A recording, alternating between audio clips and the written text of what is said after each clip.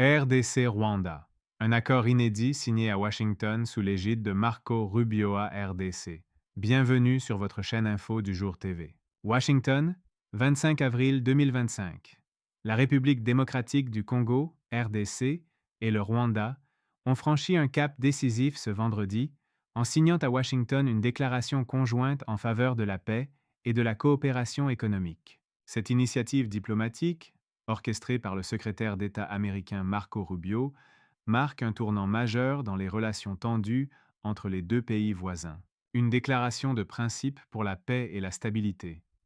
Le document signé, intitulé Déclaration de Washington pour la paix et le développement, engage les deux États à 1.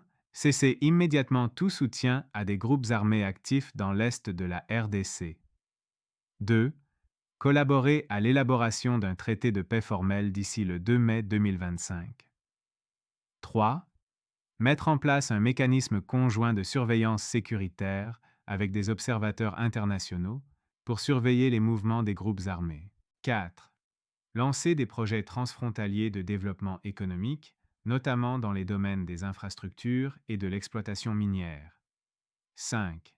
Faciliter le retour des déplacés internes et des réfugiés dans des conditions dignes et sécurisées. 6.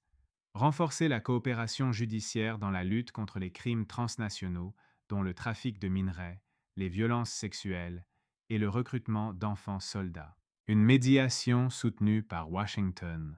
Ce rapprochement est le fruit de plusieurs mois de discussions discrètes, notamment à Doha en mars dernier, et d'une pression diplomatique accrue des États-Unis.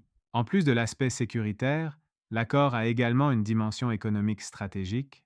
La région est riche en cobalt, cuivre et lithium, des ressources essentielles pour l'industrie technologique mondiale. Washington espère, à travers cet accord, garantir un environnement plus stable pour ses futurs investissements dans le secteur minier congolais, tout en favorisant la coopération régionale et en réduisant les risques de conflits prolongés. Entre optimisme et prudence.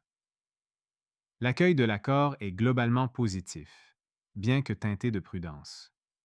Plusieurs précédents accords de cessez-le-feu ou de coopération entre les deux pays n'ont pas été respectés sur le terrain. Toutefois, la nouveauté ici réside dans l'implication directe des États-Unis et la promesse d'investissement économique en échange d'un engagement concret pour la paix. Le succès de cette démarche dépendra désormais de la volonté politique des deux gouvernements à traduire ces engagements en actions tangibles. Merci de suivre.